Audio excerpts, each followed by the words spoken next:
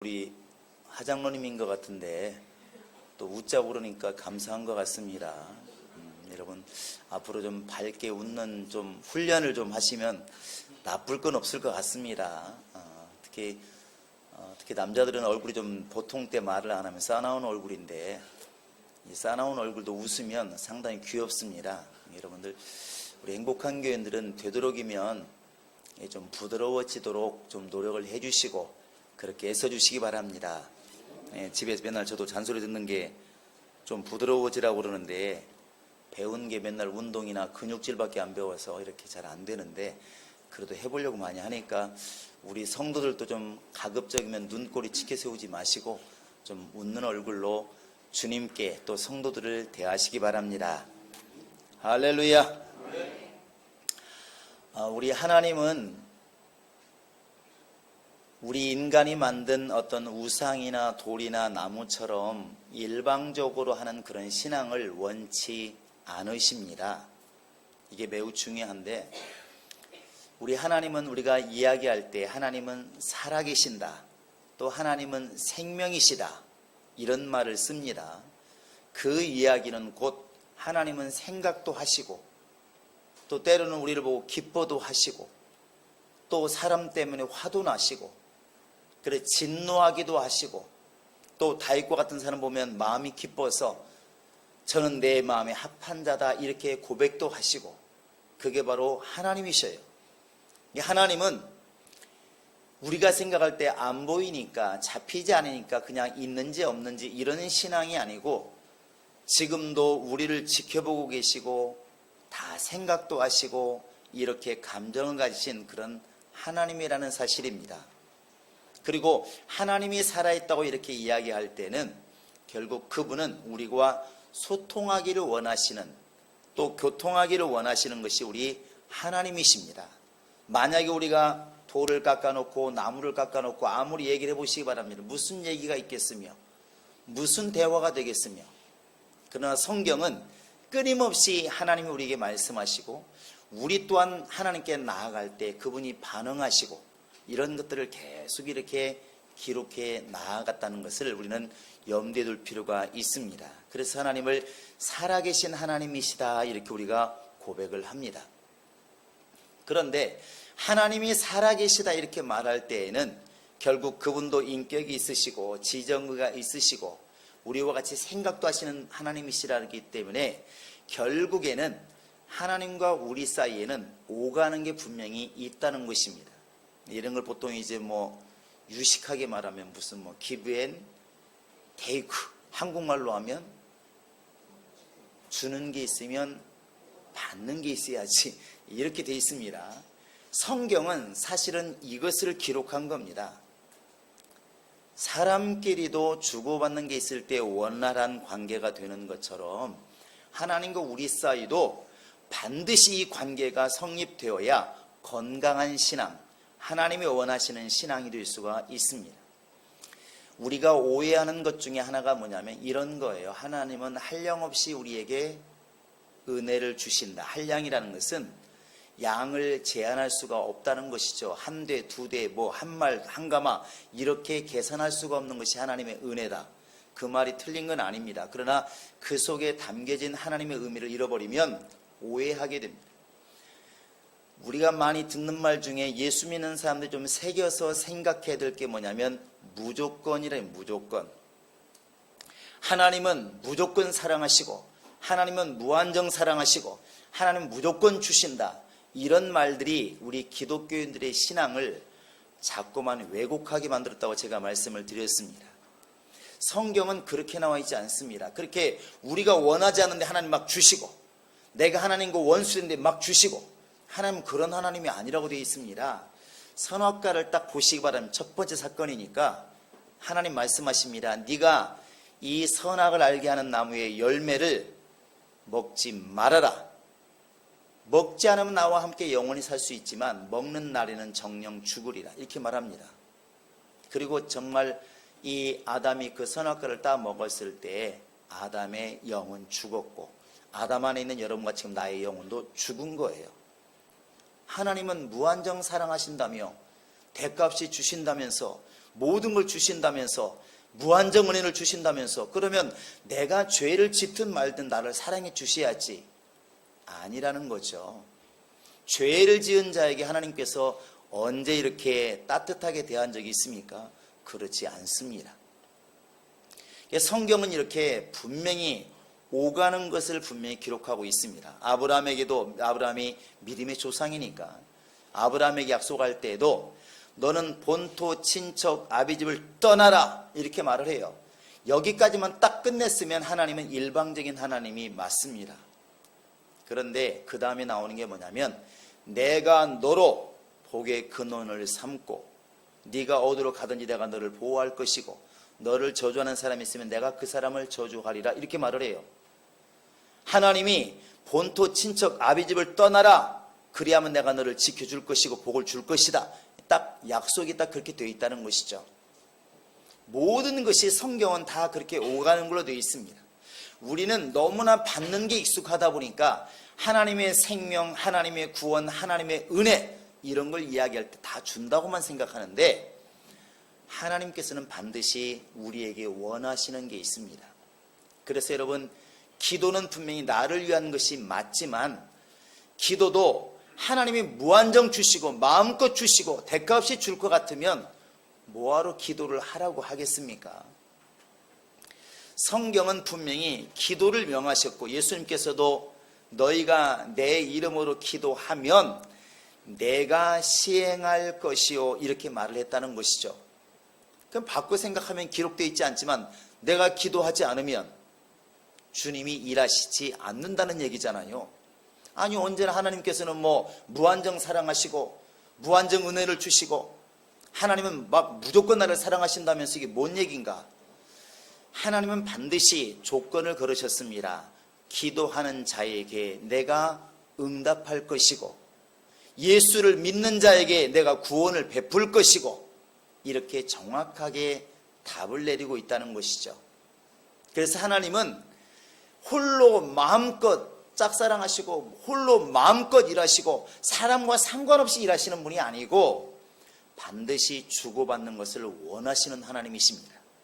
그래서 솔로몬이 초창기에는 잘했지만 나중에 타락해가면서 솔로몬의 마음이 하나님께로부터 돌아섬에 이렇게 되어 있을 때 뒤에 나와 있는 것은 하나님이 진노하시고 마음을 돌이키셨더라. 이게 성경입니다. 솔로몬이 죄를 짓고 솔로몬이 하나님을 원망하고 멀어져 갈 때 여인들 때문에 산당을 짓고 다른 신을 섬겨갈 때 하나님께서는 무한정 사랑하시고 무한정 용서하시고 상관없이 사랑하시고 조건 없이 사랑하시고 아니라는 사실이 있죠. 솔로몬이 마음을 돌리면 하나님께서도 마음을 돌리시고 바로 이게 주고받는 관계, 산 사람과 산 사람의 관계 똑같다는 것이죠. 그래서 야고보가 말하기를 하나님을 가까이 해라. 그리하면 하나님께서도 너를 가까이 하시리라. 원래 우리가 알고 있는 하나님은 무조건 하나님이시기 때문에 무조건 사랑하시는 하나님이시기 때문에 내가 어떻게 해도 내가 아무리 죄를 지어도 내가 하나님과 멀어져도 사실 나를 사랑할 것처럼 우리는 생각을 하지만 성경은 그렇게 말하고 있지 않다는 것입니다. 그래서 하나님은 살아계시기 때문에 내가 그를 가까이 하지 않으면 그분은 나를 가까이 하지 않으신다는 것이죠. 우리 예수 믿는 사람들이 참 많이도 암송하는 그런 거 있지 않습니까? 내가 너희 앞에 복과 저주와 사망과 생명을 두었노니 너와 네 자손이 살기 위해서 생명을 택하라 이렇게 말합니다. 생명을 택하라. 안 택하면 그래도 사랑해 주셔야지.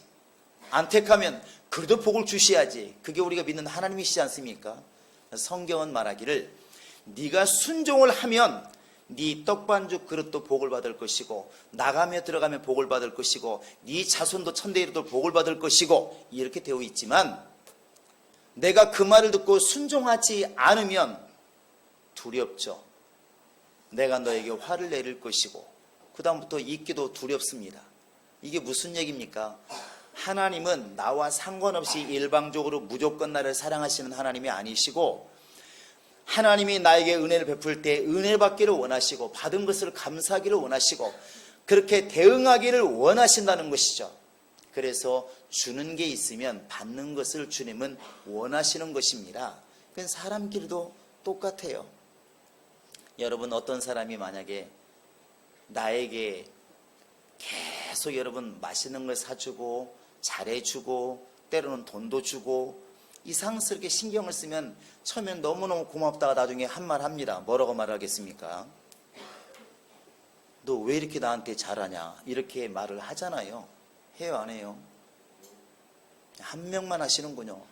우리 교인들은 받는 데 익숙해서 그냥 계속 다오 이렇게 할지 모르겠지만 그러지 않으리라 믿습니다. 누구든지 간에 계속 선을 받으면, 뭔가 계속 이렇게 받으면 어느 순간에 마음에서든 말로든 이렇게 표현합니다. 저 사람이 왜 이렇게 나에게 잘하지? 이렇게 생각을 해요. 이게 바로 이제 전환점입니다. 신앙이 성장해 간다고 하는 것은 처음에는 받는 것에 관심이 많아요. 나 예수 믿으면 뭐 줄래요? 나 예수 믿으면 뭐 줄래요? 교회 가면 뭐 줄래요? 하나님 뭐 주시겠습니까? 그러니까 말합니다. 목사님 말하기를 예수 믿으면 사업이 잘 됩니다. 예수 믿으면 건강합니다. 예수 믿으면 엄청나게 성공할 수 있습니다. 이러니까 하나님께 가서 그렇게 요구를 하죠. 하나님, 가만히 들어보니까 예수 믿으면 수지 맞는 장사인데 나 이제 또 교회 나갈 것이니까 건강도 주시고 돈도 주시고 은혜도 주시고 어쨌든 간에 대한민국에서 1등 가게 해주세요. 내가 안 되면 자식이라도 1등 가게 해주세요. 이렇게 막 하늘 떠나가라, 이제 할 수만 있으면 막 천장 떠나가라 기도를 합니다. 교회에서 안 되면 기도원까지 기도하고 안 되면 뭐 시골까지 기도하고 계속 기도하죠. 어느 순간 하나님께서 이것도 주시고 저것도 주시고 그 순간에 어느 순간 사람의 양심이라는 게 있어서 생각한다는 것이죠. 이렇게 맨날 받아도 되나? 주님은 뭘 원하실까? 이렇게 생각하는 단계가 분명히 오게 돼 있습니다. 그것이 바로 이제 신앙이 성장해 가는 과정인데, 그때 나오는 것이 하나님의 뜻, 또 하나님의 의도, 이런 말들이 성경에 나와 있는 것들이 눈에 보이기 시작한다는 것입니다. 뜻이라고 하는 것은 바램, 원하는 것, 이런 뜻을 담고 있잖아요. 그 의미 자체가. 그러니까 우리가 그동안에 주님이 주신다고 하는 하나님의 자녀의 권세, 또 구원, 생명, 내가 언제 죽어도 주님 나라 간다는 이런 소망, 이런 것들을 많이 이렇게 주셨는데 왜 하나님이 나에게 이런 걸 주시지? 그분은 뭘 원하시지? 여러분, 이 질문이 우리에게 답이 있기를 바랍니다. 이것이 이제 진짜 신앙생활의 시작인 것이죠. 스스로 독립할 나이가 돼서 스스로 돈을 벌고 스스로 밥을 해먹고 스스로 움직일 나이가 되었을 때 어른이라 말하는 것처럼 이때부터 비로소 이제 어른된 신앙생활을 합니다. 그런데 성경에는 하나님이 원하시고 하나님이 지시하시고 명령하시고 이런 게 참 많이 나와 있습니다. 이게 오늘은 다 볼 수는 없고 한 3가지만 이렇게 추려보도록 하겠습니다. 뭐가 그렇게 주님이 원하실까? 말을 하든 하지 않든 우리 주님이 나에게 무엇을 원하실까? 우리 예수 믿는 사람이 무엇을 원하실까? 그 첫 번째가 뭐냐면 하나님이 원하시는 것이 이 땅에 이루어지기를 원하는 거예요. 쉽게 말하면 하늘의 일이 이 땅에서도 일어나기를 원하는 겁니다. 그게 주기도문에 분명히 예수님이 말씀하셨습니다. 우리 주기도문 앞부분만 해보겠습니다. 시작.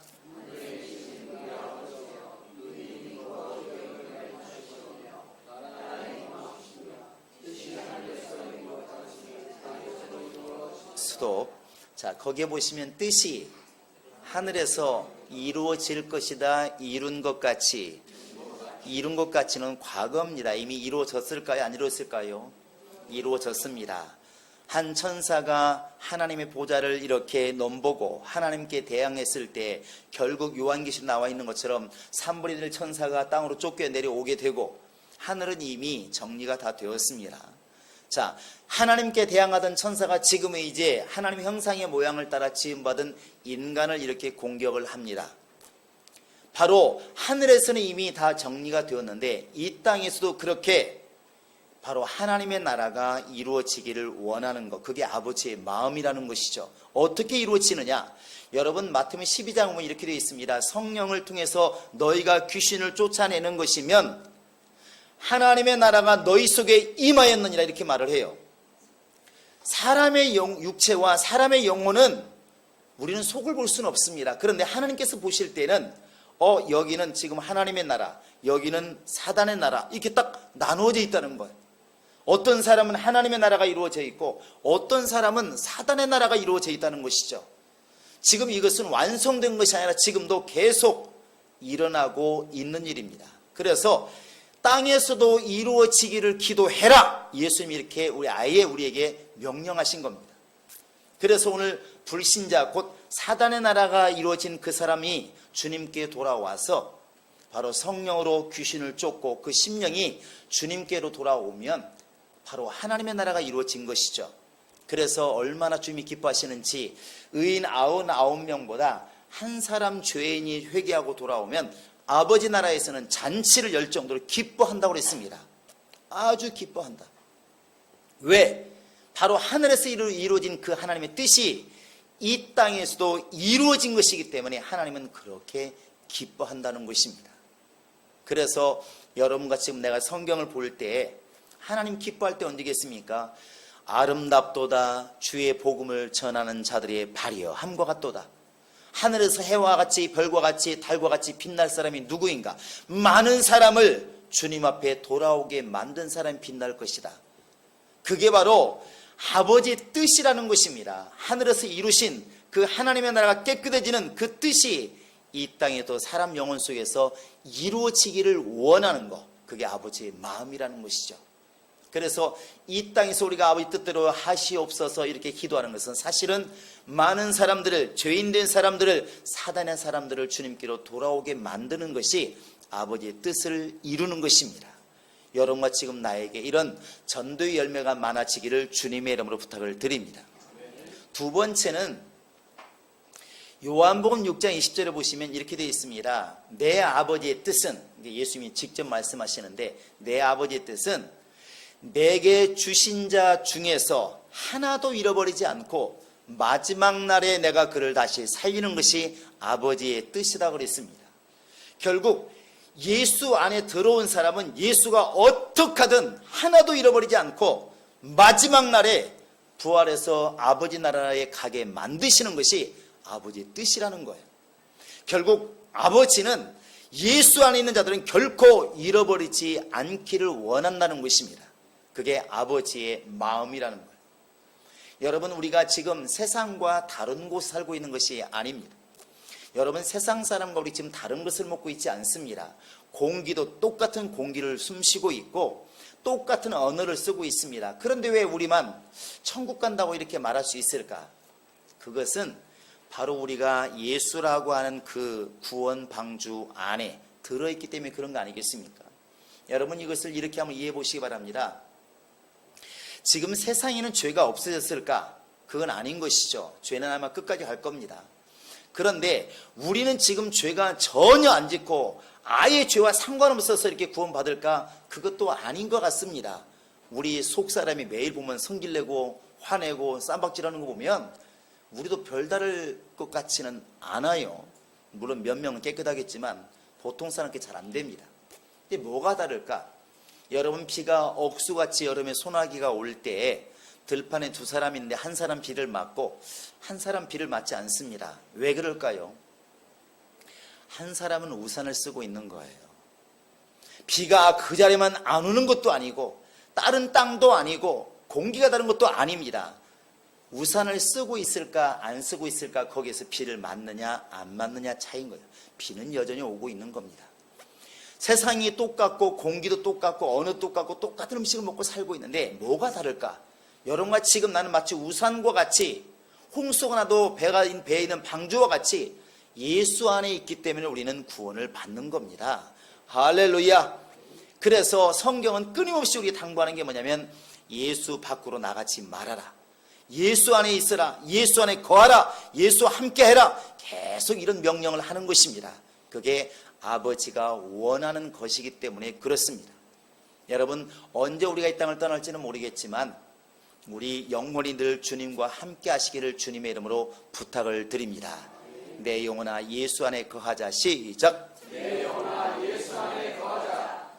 그 다음에 세 번째 하나님이 우리에게 원하시는 게 뭐냐면 이제 예수를 믿었으면 예수답게 살아달라는 것이죠. 예수답게 좀 살아달라는 것입니다. 그것이 거룩이란 단어로, 또 선한 행실이란 단어로, 믿는 자라는 단어로 이렇게 성경에는 다양하게 나옵니다. 여러분, 데살로니가 전서 한번 이 3장을 보시기 바랍니다. 4장을 보시기 바랍니다. 데살로니가 전서 4장 하면 3절을 보시겠습니다. 자, 시작.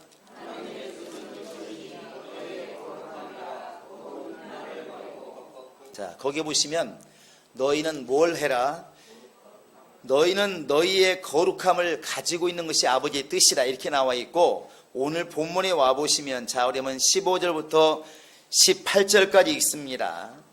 5장 15절로 18절 시작. 갚지 말게 하고 서로 대하든지 모든 사람을 대하든지 항상 선을 따르라. 항상 기뻐하라. 쉬지 말고 기도하라. 범사에 감사라. 이것이 그리스도 예수 안에서 너희를 향하신 하나님의 뜻이니라. 하나님이 원하시는 것이니라 하면 여러분 이렇게 바꿔보셔도 괜찮습니다. 항상 기뻐해라. 쉬지 말고 기도해라. 범사에 감사라. 이거 단어가 어려운 건 아닙니다. 그런데 우리는 사실 이렇게 잘 안 됩니다. 이렇게 많이 하죠.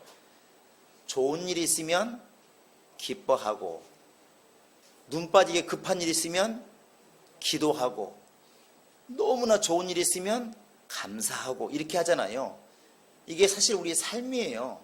그런데 주님께서 이걸 아시기 때문에 이렇게 마음에 원하는 것이죠. 네가 이제는 사단에서 벗어나 마귀에게서 벗어나 하나님의 자녀가 되었으면, 내 자식이 되었으면 내 자녀답게 좀 살았으면 좋겠다.